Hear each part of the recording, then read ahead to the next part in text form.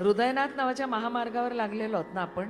मग आणखी एक हृदयनाथ मंगेशकरांचं अतिशय उत्फुल्ल असं गाणं आपण ऐकूया.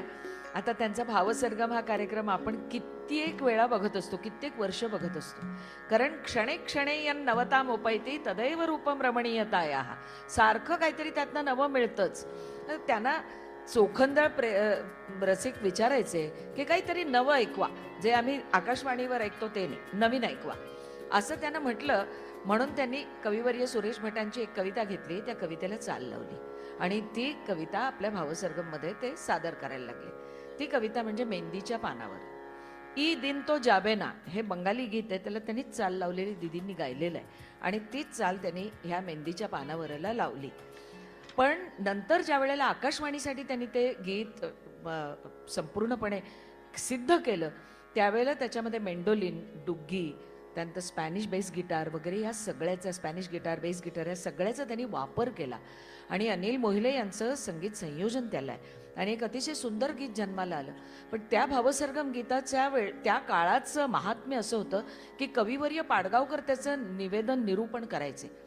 तर पाडगावकर एक दिवशी ते गीत सादर करताना म्हणाले की हे जे गीत आहे ते प्रियकर प्रेयसीला उद्देशून म्हणतोय असं आहे. तर बाळासाहेबांनी त्यांना तिकडच्या तिकडेच सुधारण्याची सवयच आहे आणि ते बरोबर आहे, ते ज्ञानीच ग्रस्त आहेत. त्यामुळे ते म्हणाले नाही नाही हा अजिबात नाही, ती माहेरपणाला आली आहे आणि तिची आई हे गातीये. तेवढ्यात गडकरीत कार्यक्रम चालू होता आणि कविवर्य सुरेश भट आतमध्ये आले. दोघांचाही संवाद त्यांनी ऐकला. ते नंतर म्हणाले दोन्ही नाही, अगदी अजिबात काही खरं नाही.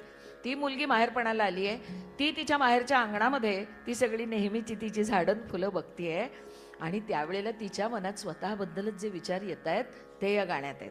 हे असं असतं बघा, गाणं असं लोलकातनं बघायचं, इकडनं बघायचं वेगळं दिसतं, तिकडनं बघायचं वेगळं दिसतं. तिच्या पानावर मन झुलते ग, मेहंदीच्या पानावर मन झुलते ग, जाईच्या पाकळ्या दव सलते ग, मेहंदीच्या पानावर मन झुलते ग.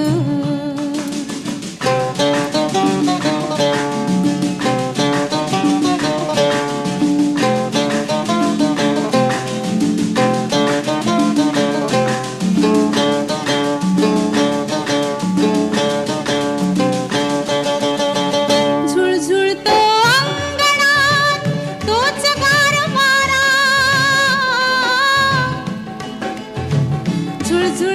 अंगणात तोच गारवारा ग,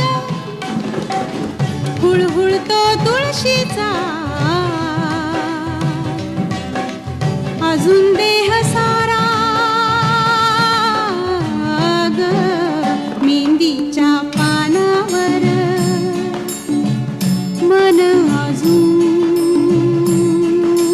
झुलते ग.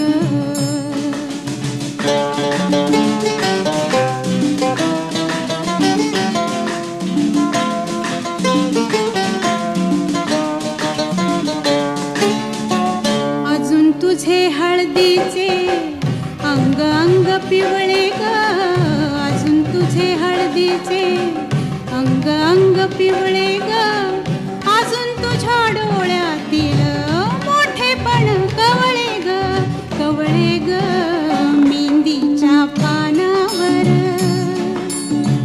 मन अजून झुलते ग, जाईच्या पाकळ्या दव अजून सलते ग, मेहंदीच्या